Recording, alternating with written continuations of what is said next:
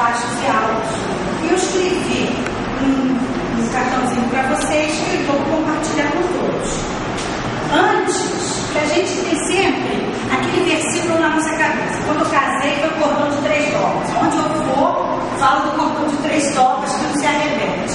Falei, Senhor, quero mudar um pouco.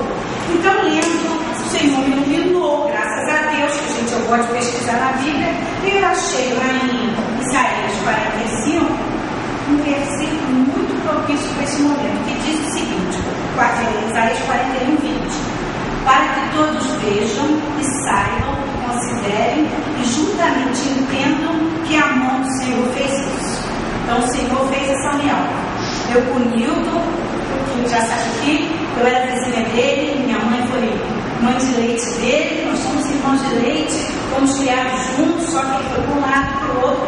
Quando lá com 22 anos que eu fui me encontrá-lo, e quando eu vi, Deus me mostrou claramente que ia ser meu marido. Eu falei, é esse, não tem mais o que fugir.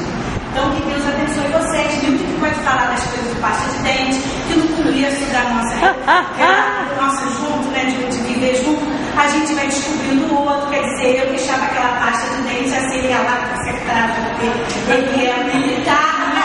Ele fechava aquilo tudo bonitinho, eu ia lá outra vez, e a Bíblia era coisa de leiteira, que eu deixava o leite transbordar e falava, ele gostava de botar no fogão aquele papel comigo. E eu falava, pra que esse homem é assim? Meu Deus, então, que vocês sejam muito felizes, mas deixa eu acabar de ler o cartãozinho. Eu disse assim, queridos Rosana e Samuel, vocês agora são 2, versículo eu botei assim, assim não são mais 2, mas uma só carne, portanto que Deus uniu, não separa.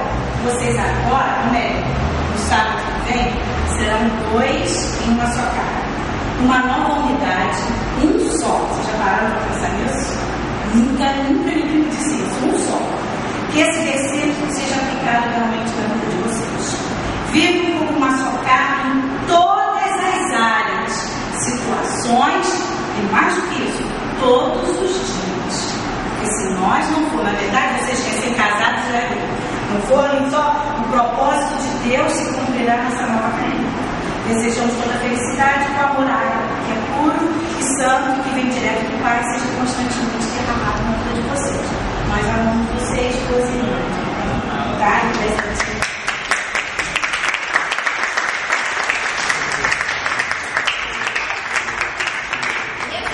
Conselho matrimonial desta Bíblia Branca. Não deixe o leite matar. Não chore sobre o leite errado. Não, vamos todos ficar em pé.